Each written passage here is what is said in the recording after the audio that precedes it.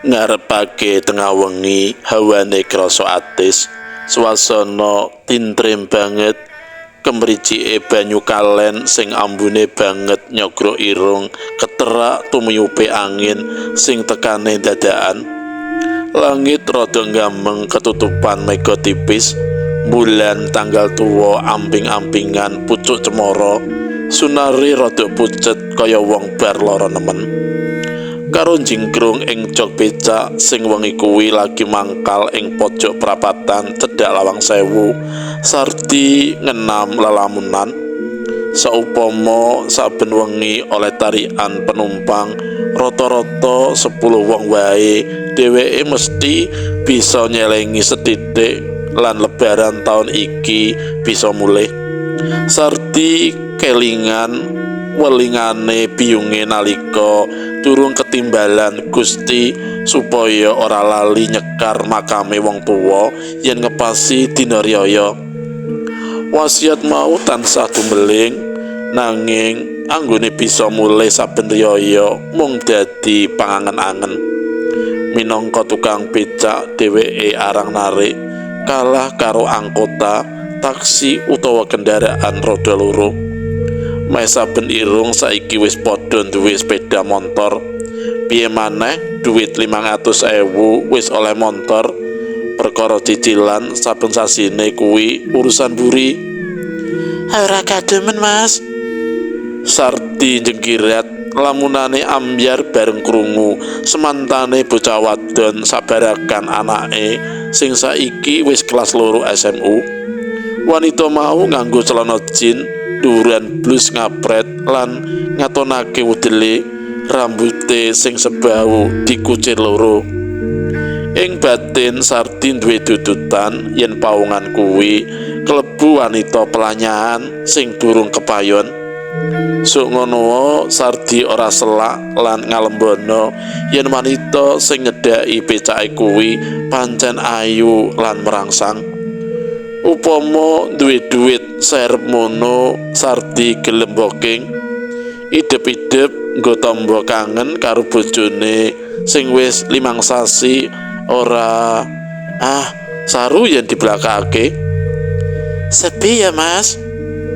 Bocah wadon iku ngambali takon sinambi ngiderake panyawang ngiwonengen.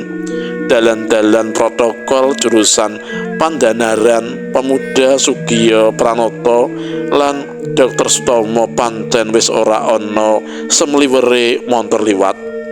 Ora kaya adat saben dalan patang jurusan sing nyigar monumen perjuangan Tugu Muda kuwi kena diarani ora tau turu. Mung swara tekek saka poncot gedhong Lawang Sewu sing kebeneran lagi muni lan lawa-lawa pating kleper nyamberi mongsan nambahi wengi tansaya mrambat jero lan krasa tansaya nglangut. Ditakoni bola-bali kok ora mangsuli to? Wanita mau baleni celuluk sajak nesu karo besungut. Oh iya, pancen wis pirang-pirang dina iki arang penumpang sing gelem lelungan numpak becak. Sardi gragapan lan semaur sakecandake amarga isih semelengeren nyawang widadari ngejawantah tengah wengi. Apa iki lagi nunggu penumpang? Nek ora nunggu kok nongkrong ning kene rak luwe anglet turu omah ora dirubung nyamuk. Gelem ngetre aku mulai ya, Mas. Cedak kok.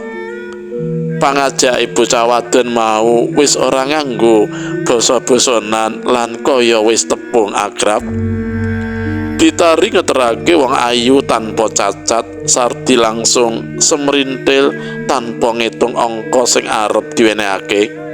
Sardi genjot becake alon-alon liwati ngarep gereja katedral terus ngener jurusan Kalisari, menggok ngiwa liwat Dokter Karyadi bablas Kyai Soleh, menggok ngiwa maneh manut perintahe sing numpak. Ora krasa kegawa nggone gayeng oleh tukar pengalaman ngalor ngidul sinambi kegojekan sing nyrempet-nyrempet saru senajan dalane munggah mudhun rumangsane Sardi kaya liwat dalan tol wae lan weruh-weruh wis tekan sing dituju. Karepe Sardi mono mubeng-mubeng kemput kutha Semarang tetep dinyati ngiras pantes oleh kenalan bocah meraati lan grapyak semana ora bedakake status senajan dheweke mung tukang becak. Syukur yen gelem dipacari awak kesel ora dirasa amarga oleh tombo. Mudhun ngarep kuwi Mas, pinarak dhisik lho. Aku tak nyuwun duit ibu. Iki mau ra dompetku dirampas bocah ndugal ning ngarep SMA 3 nganti aku grangsaran.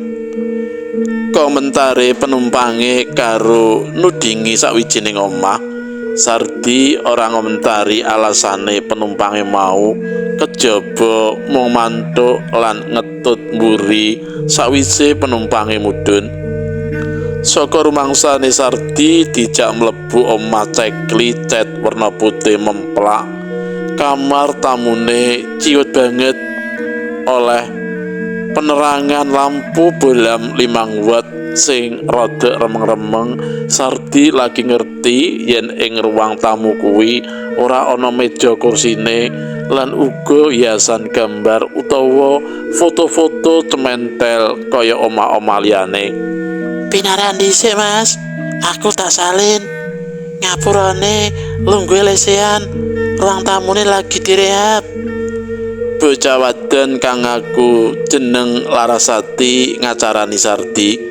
Sautara kuwi Sardi uga terus mapanake bokonge lungguh gelaran karpet sing uga putih memplak warnane.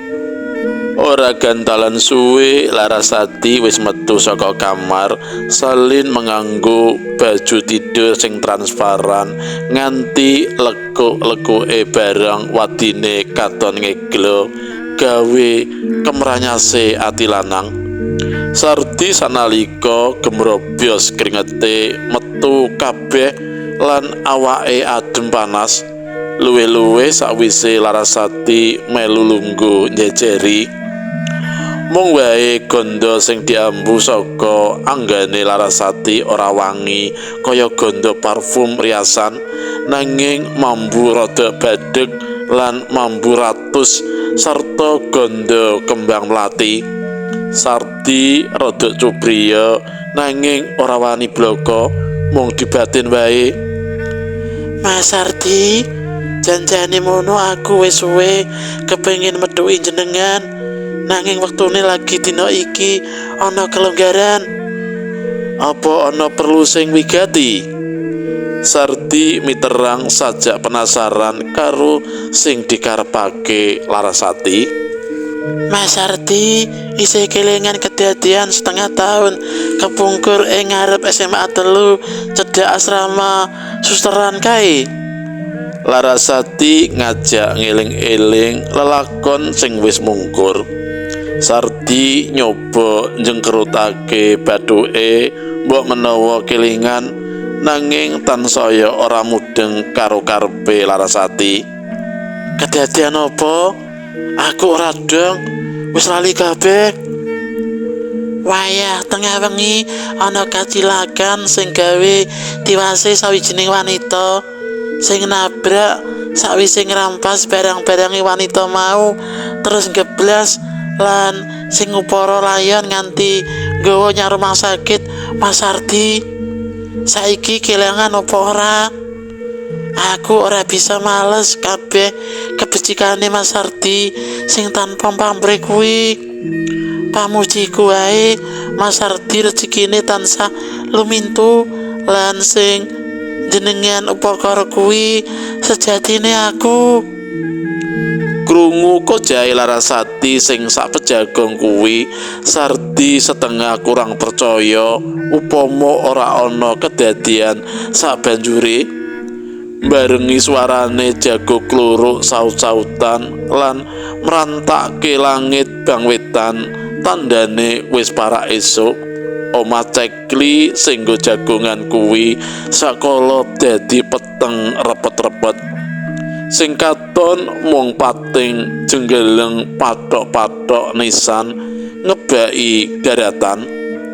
Larasati uga ora katon ilang tanpa labet. Tansaya gumun maneh karpet sing nggo lungguhan mau malih dadi makam keramikan putih sing ana tengere Larasati.